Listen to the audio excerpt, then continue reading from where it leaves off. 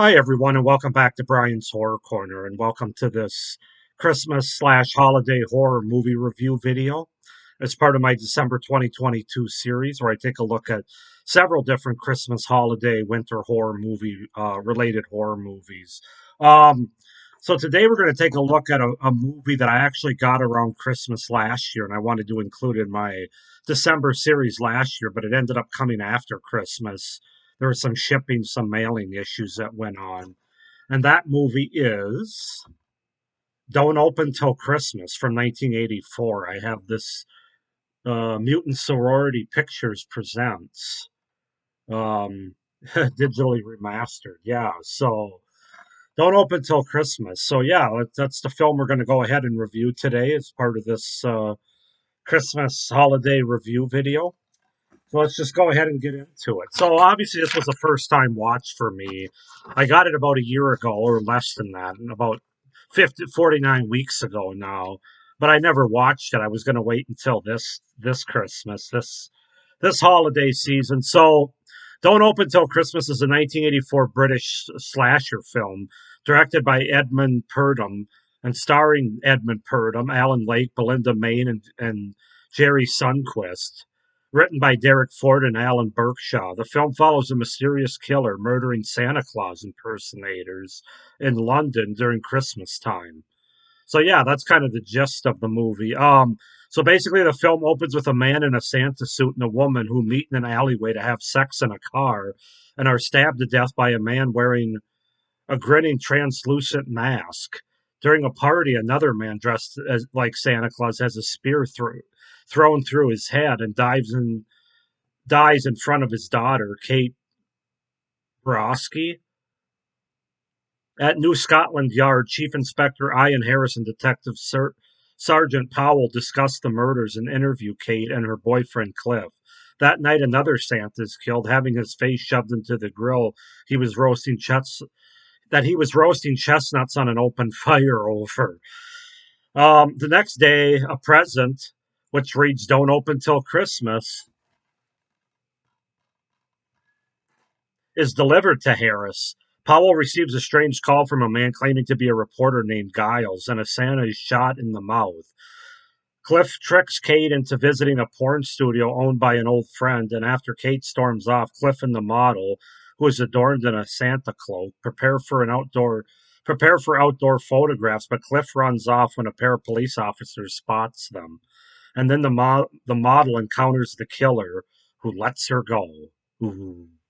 So yeah, that's the setup, the premise for Don't Open Till Christmas. As far as the cast, we have Edmund Purdom as Chief Inspector Ian Harris, Alan Lake as Giles Harrison, Belinda Main as Kate Broski, Jerry Sundquist as Cliff Boyd, Mark Jones as Detective Sergeant Powell, and Kelly Baker as Experience Girl, or Sherry Graham. So that's the setup, the premise, and the cast for Don't Open Till Christmas. So this is uh this is a crazy movie, man. Um, yeah, I really didn't know what to expect about or to expect watching it. I heard a little bit about it before watching it, but yeah, it's kind of batshit crazy to say the least. So let's just start off with my review in terms of the pros or the things that I liked about the movie. And basically, despite the fact that the movie's an absolute mess, it's so wildly entertaining, despite the fact that the movie's a jumbled mess and not a coherent story at all. This movie works better than it should. I can't really explain it, but the movie's just it's so entertaining. It's just so crazy. But I just had a great time watching it. It took a little bit to get into. I'll get into some of those reasons why as we get into the cons, but I would say after about 15 minutes, I was in. I was in for whatever this ride was going to take me on. So yeah, that's just the first kind of overall pro. I think a lot of it has to do with the fact that there's so many kills in this movie. A lot of fun kills, a lot of creative kills. There's a couple of stabbing kills, but there's a handful of kills that are, as I mentioned in the premise, you got one kill where a guy's face is basically blowtorched off as its face is put into a fire, where he was roasting chestnuts. Boy, that was original. You have another scene where Santa Claus is, shot through the face, through the head with a shotgun or a gun of some kind. You have another one where a Santa Claus impersonator gets his family jewels chopped off. Um, yeah, it's kind of got every kill you could imagine, quite frankly. Um, from fire to shotgun blast to you know getting a certain body part cut off to, of course, your typical like stabbing. But I don't know, it was just kind of all over the place, and I really enjoyed it. I thought the kills were a lot of fun. Um, you got that spear through the head as well that I mentioned in the premise of the movie. It's just kind of fun, and it has some fun gore and some blood associated with it on screen. So, yeah, the kills are really awesome. The movie has sort of a fun and sleazy atmosphere to it between the kills that I was discussing with all the blood and the gore. There's a lot of nudity in this film, and just an overall feel with Santa's being involved and being drunk and being involved in debauchery, going to like strip clubs and those sort of sideshows where they can, I don't know what you call them over in London. Yeah, I can't think of the name for them, but basically like windows where girls will take off their clothes or touch themselves for guys for a certain price or amount, of course. So yeah, you got a lot of that stuff on it. So the movie does have a very sleazy atmosphere and feel going on with it. But I really enjoyed it. It just worked. I can't explain it. I really enjoyed the cheesy, over the top score and music that's used throughout the movie. It's not great, but it's cheesy and over the top, as I said, and it just makes it just makes the movie that much funner. As I said, it's part of the fun and the sleazy nature of the overall movie. It does have some good Christmas vibes and atmosphere where of course, you get all the different characters that are dressed up in Santa suits that are killed. You get some Christmas trees and gifts and a certain flashback scene that takes place towards the end of the movie.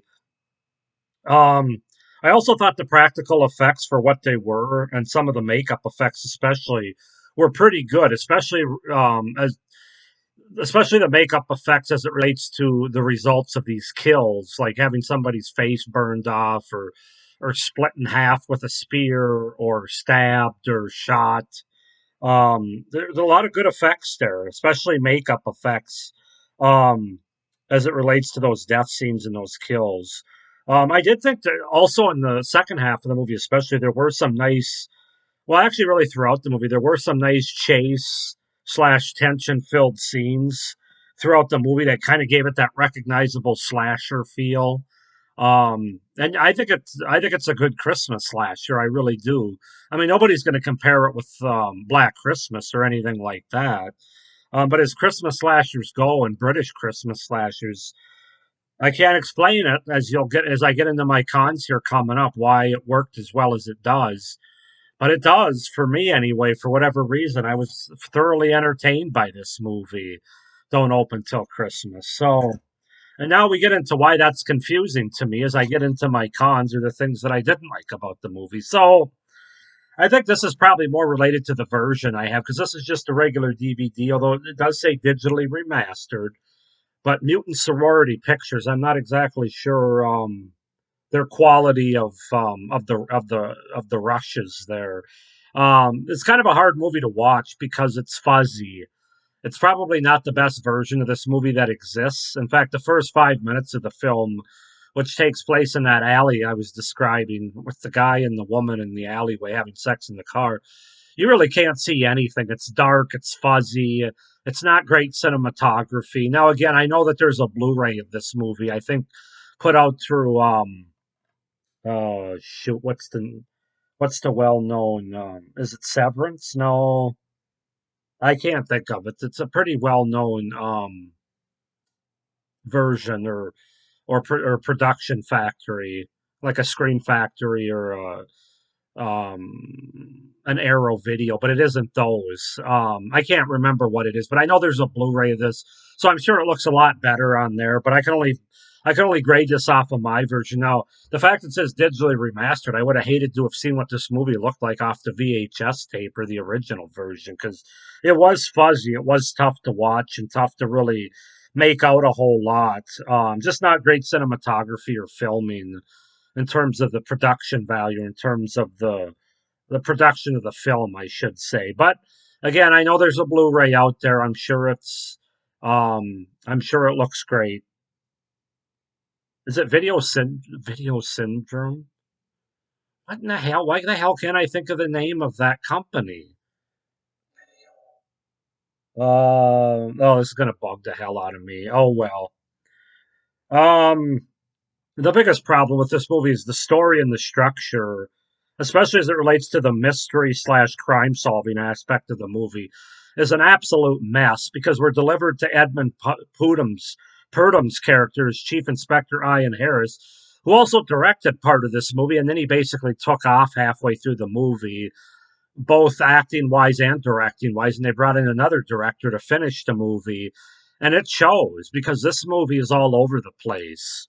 Um, the story had there's no coherence with it. The overall structure is just a mess. The main characters that are introduced, like I mentioned, Inspector Ian Harris disappears like a third of the way through the movie for basically the rest of the movie until the very end of the movie, which I have to believe they probably did some moving around scenes and stuff. Um, there's a flashback scene towards the end of the movie that comes out of nowhere. Really doesn't make any sense in the context of what we've been shown. In addition, none of the characters are really all that well written or that strong within the movie. So as an audience, there really is no one to latch onto or really care about. And anybody that you do latch onto either disappears or is killed at some point throughout the movie. Some of the acting's pretty laughably bad, especially as it relates to certain side characters who are ultimately killed or captured.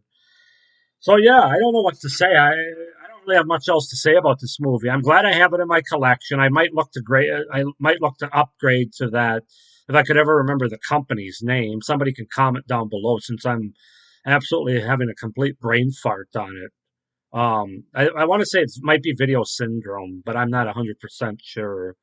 Um, but for now, I'm happy with the version I have. Don't open till Christmas. Like I said, it's not a good movie. This is one of those so bad it's good movies. I really do enjoy the kills. I enjoy the sleaziness of the movie.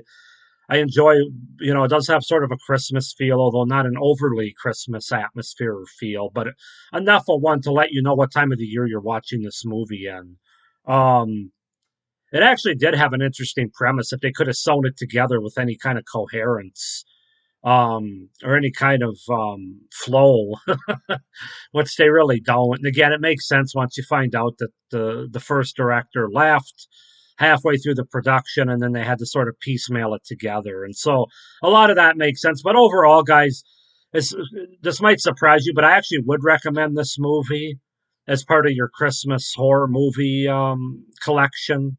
Just because it's so batshit crazy, it's so batshit sleazy and fun, um, but just don't expect it to be great.